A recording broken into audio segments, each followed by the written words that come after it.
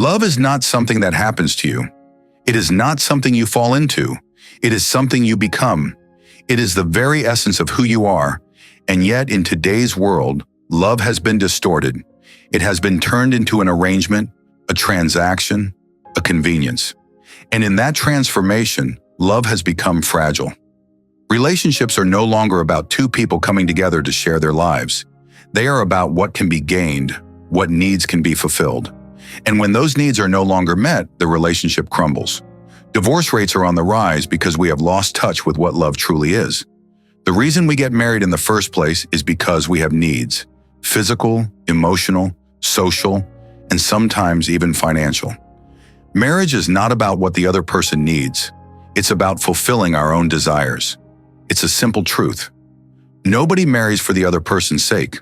We marry because we have needs that we believe the other person will fulfill, and that's fine. But the problem arises when we forget this fundamental fact. If every husband and every wife understood this, there would be no room for resentment.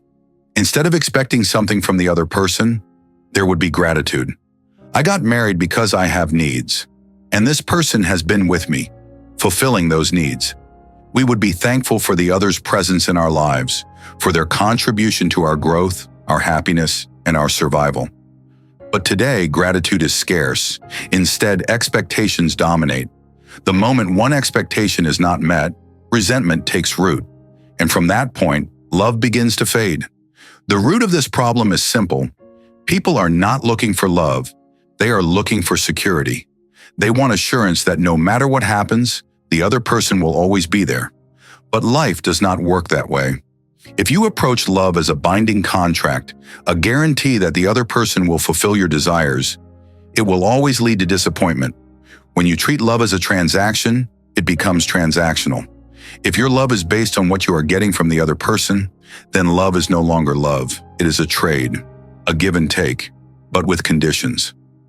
Divorce is happening for many reasons in today's world. One of the most significant factors is that people have unrealistic expectations from their partners.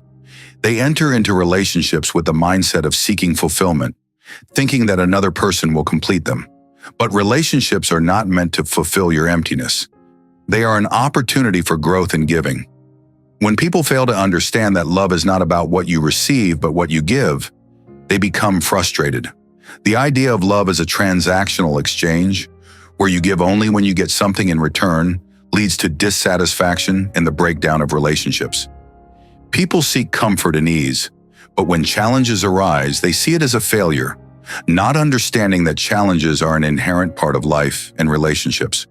The growing independence and freedom in modern society have made it easier for individuals to walk away without trying to resolve their inner conflicts or facing their emotional insecurities.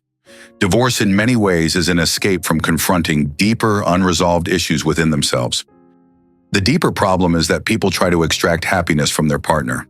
They look at their partner as the source of their happiness. This is where relationships become difficult. When you seek happiness from another person, when you believe your partner is responsible for your contentment, disappointment is inevitable. Happiness is your responsibility.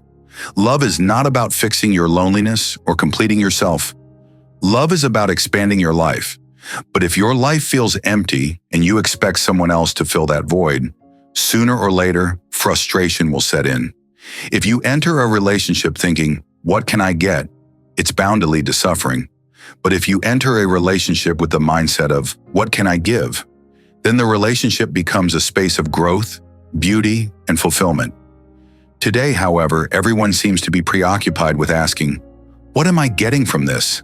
And that is why the idea of love has become so fragile. The issue is not divorce itself.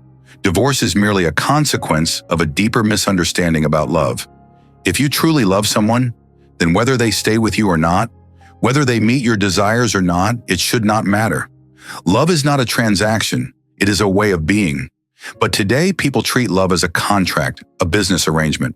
I give you this, you give me that. And the moment the terms of the agreement shift, the relationship dissolves. So what's the solution? The solution is simple, yet profound. Stop treating your partner as the source of your happiness. Stop expecting love and start offering love. If you live in a space of gratitude, rather than constantly demanding more, the foundation for a lasting relationship is set. If every husband and wife woke up every day with the simple thought, "Thank you for being in my life," most of the challenges we face would dissolve. Expectations would no longer cloud the relationship, and love could flourish. Love is not something you seek in another. Love is something you cultivate within yourself. If you understand this truth, your relationships will transform. If not, then no matter how many relationships you enter, you will always find yourself disappointed. The real question is not about divorce. The question is, do you truly know how to love? Because if you do, then no matter what happens, love will remain unbroken, unconditional. Not as an attachment, not as a contract, but as a way of being.